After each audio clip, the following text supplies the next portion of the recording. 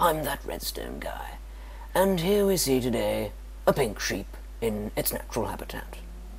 And today we're going to light this thing on fire. Hit it.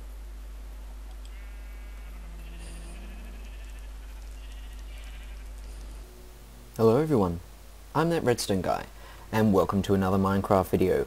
And today I'm going to show you, as you may have guessed by the title, the 2x2 compact tunnel bore. And it works quite well. And don't worry, a fix is coming to my old compact 6-axis, although technically it's 3-axis, so I'm going to change the name in that video. An update to my quarry design, which works quite well, but that'll be for another video. Let's get started with this tutorial. Now with this, it's completely redstone, no computers, it's quite light on resources. You only need 2 ender chests, 2 frame motors, 3 battery boxes, retriever, some form of chunkloader. If you're using the Railcraft chunkloader, also a tesseract, but if you're using chicken chunks you only require that. Yeah,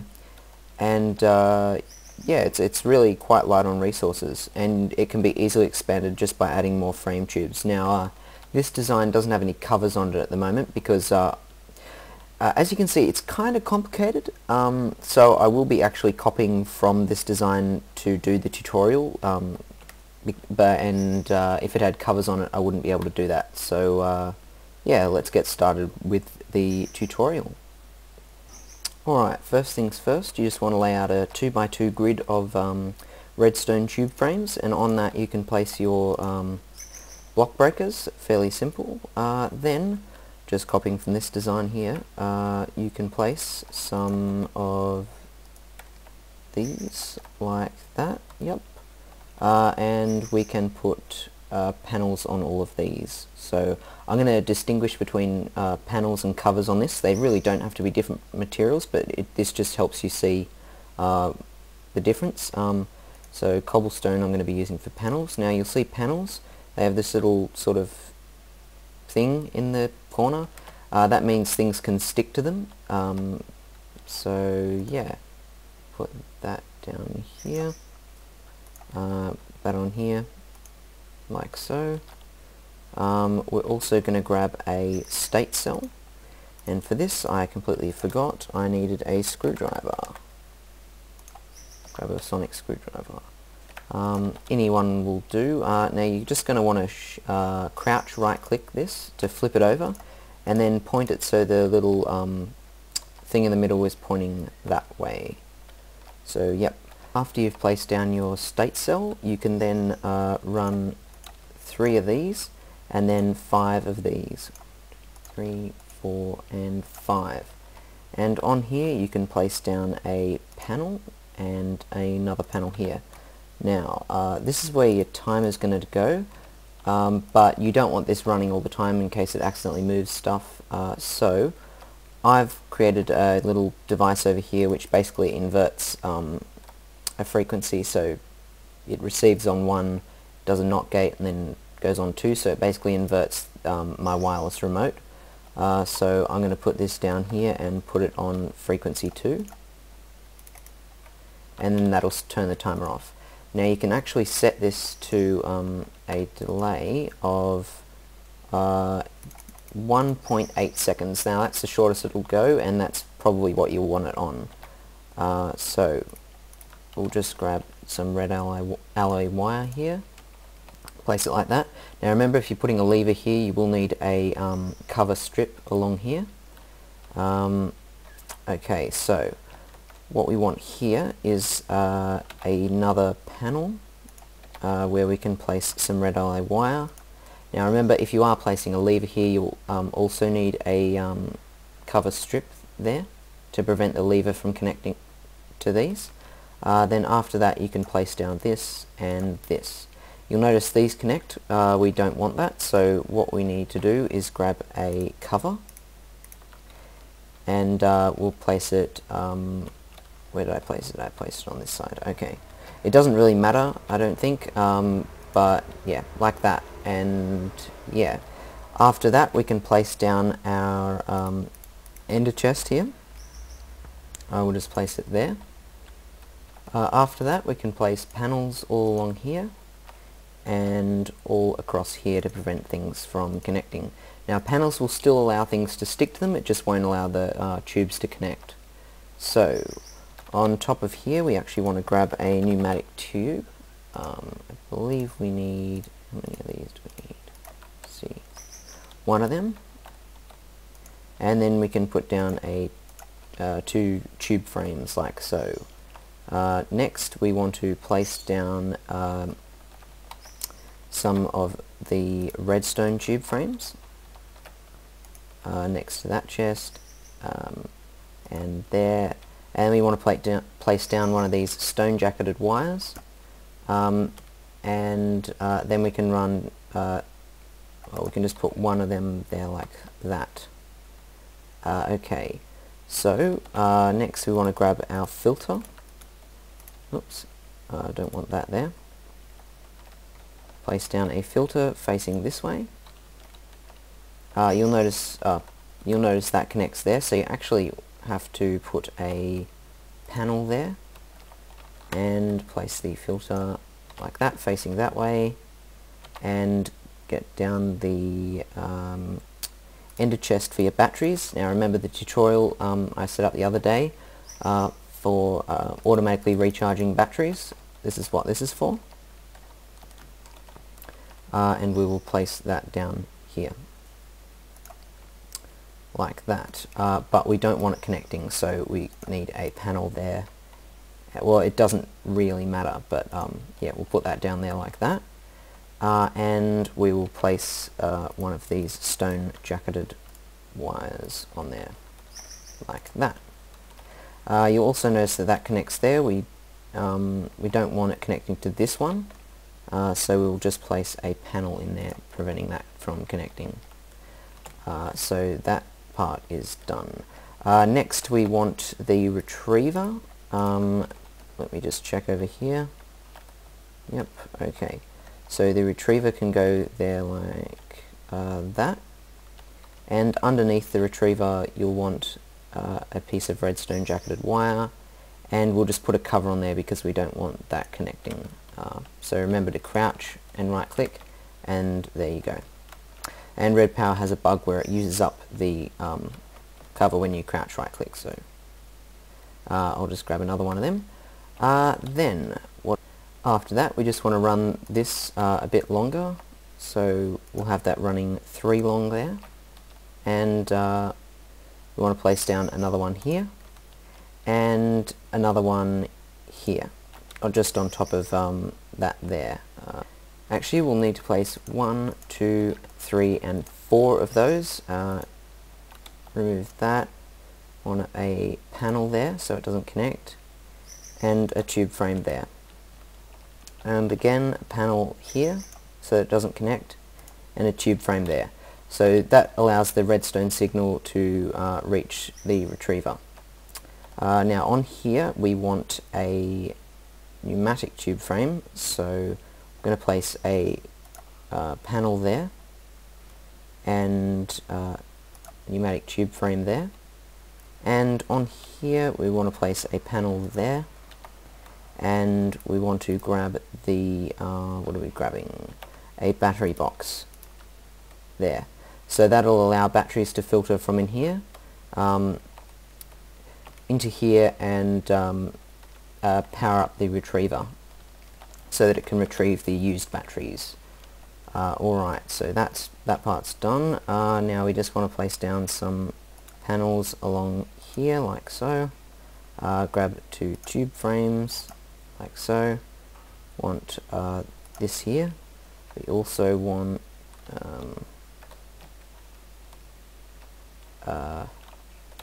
we want a pneumatic tube frame here and a normal frame here. And yeah, that's the basic frame laid out. Here you can either place a chicken chunk loader, or you can just place a battery box or just a piece of cobble or whatever. It really doesn't matter what goes there, but if you've got chicken chunks I recommend placing a chunk loader there. Now, just so that it doesn't connect, I mean, I don't think it has an internal inventory, but it just looks like it's connecting, so I'll place down the chunk loader if I can get it, right there. Now, the other battery box can go over...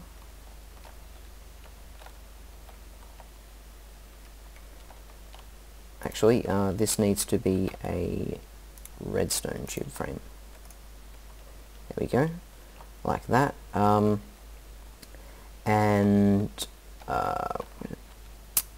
Okay, so you can tell I'm sort of having trouble with it myself, even though I made the design. It was quite difficult to come up with a compact design like this. I mean, like, it's a 2x2 tunnel bore. It took a lot of work, I'll just say that. But I have been getting requests for a really compact tunnel bore. Apparently on someone's server there was they had a limit where tunnel bores could only be 2x2, or there was only allowed 4 block breakers attached to a frame machine, which basically rendered these kinds of things impossible, but I guess this solves that problem. So I guess what we can do now is place a frame motor here, and we can just rotate that like that to face that way. And while we're at it, we'll just place a, we'll just grab, where is it?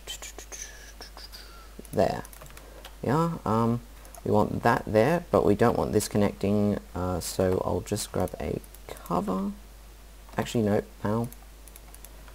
I will need a cover in a sec. And a panel. I'm not sure why it's connecting. I don't think it was the other day, but... Oh no, I did do that over there.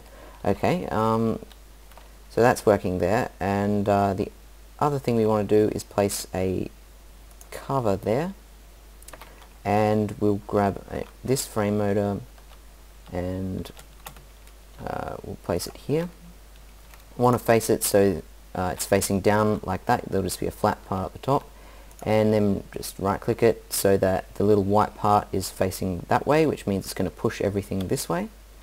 And that's the frame motor in place. And I think that part of the design is, yeah, I think that's pretty much a functioning machine.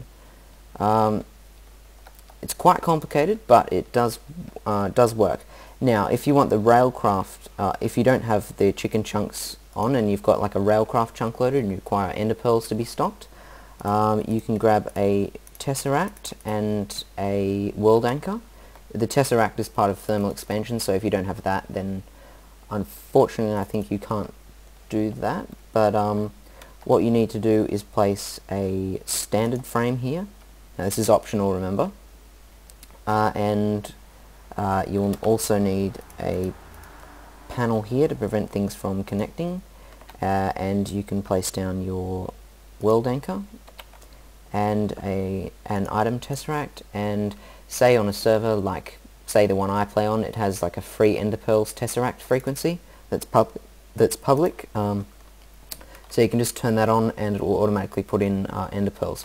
Now on here I just have a little automatic ender pearl generator over here. It just takes it out of a duplicator, which is from Imibis's tube stuff, and it can automatically dupe items, but this is a creative mode only item, so on a real server you'd be getting these ender pearls legitimately, and there's the tesseract over there. So we just want to set this tesseract to receive only, so it can only receive ender pearls. We don't want it taking any. And then pretty much, yeah, then all you need to do is put covers on here. Now just to see it in action, what we'll do is get this remote, and I've got this set up so that when I hold down the remote thing it turns this off, and we'll just watch. Oh wait, one more thing we forgot almost, is we need a BT, we need 2 BT batteries actually. So we need to place one in this filter. This will pull the BT batteries out and into the system, so we'll just hold down that, and there we go, it pulls out a BT battery and charges up that. And now we've got an empty battery. Now with this empty battery we can then place it in the retriever, making sure to set it to that mode. And yeah, it takes a little while to get powered up at first. So you'll see this one going in the background. it'll power up this one first, then this one, and then this one. But yeah, then it'll work fine. So also, while we're at it, we may as well place a cover down here.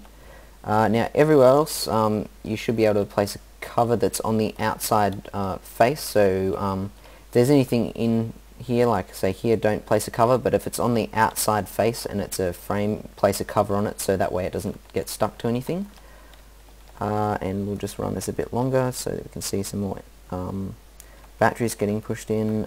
You'll see the batteries actually flowing in there now. Or are we out of batteries? No. What's happening? Maybe we just got stuck. There we go. It's working again now, I think. No.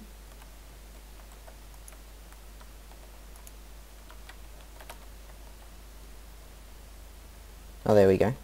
Okay, so battery's coming out. It's going to the next one to fill up.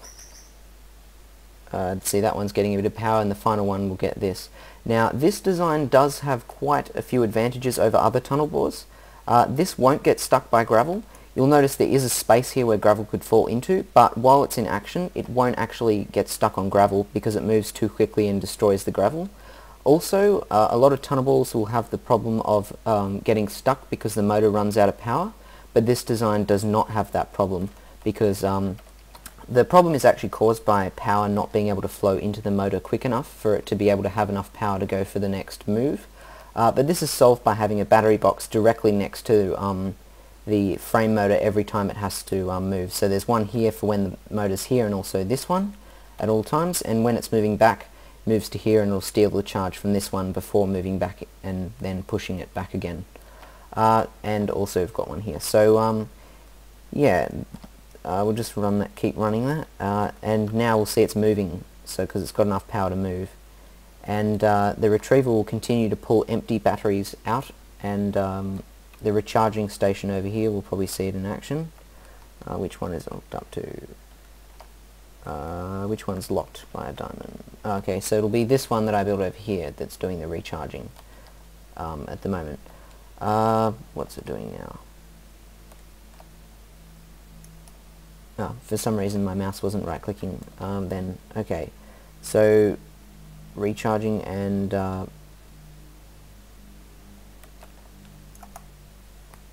okay, perhaps my mouse wasn't working properly then again. Yeah, so it'll recharge this one and then finally recharge this, and once they're all recharged it'll just continue to run like this one, and runs nice and smoothly and is quite easily expandable. Oh, and one last thing I forgot, you've got to put a panel underneath here in the retriever. This was stopping it from working before, so we just want a panel in there. I'll just break this first. Panel there, and we'll put the stone jacketed cable back. So that should be in working order now. You could see the one that was working over there going much faster. So yeah, that's going to work now, and you'll see it should be moving. Ah, right. We forgot to adjust the state cell. So the state cell can be moved down to 1.35 seconds, I think, is optimal. And you just hold that down, and you'll notice it'll tick. The state cell hold it on just enough for both frame motors to move, and you'll see there it moves literally as quick as it can go. So you'll see there it's moving like very, very quickly, and it's working well. So yeah, thanks for watching. I hope you'll enjoy the design, and yeah, have a great time mining.